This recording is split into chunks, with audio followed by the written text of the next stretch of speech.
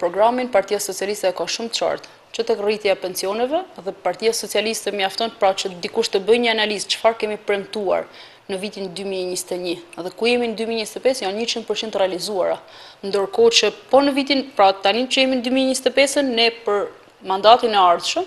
nisin nga pensionet, që është rritja e pensioneve dhe tentativa për të marrë 2 bonuse, pra jo vetëm pranverës, po edhe ato të vjeshtës, kjo është për target grupin e pensionistëve, rritjen e pagave në sektorët kryesor, sigurisht administratës publike, rritjen e pagës minimale, rritjen e mbështetjes së nënave kryefamiljare, rritjen e bonusit dhe shpërndarjen edhe më të mirë tashmë me tranxhe për bonusin e bebeve, është çdo target group, gjithashtu për fëmijët me aftësi speciale, çdo target group është i mbuluar dhe nuk është një premtim. Është një llogaritje e asaj çfarë mund të bëjë qeveria me këtë buxhet që ka, se ne mund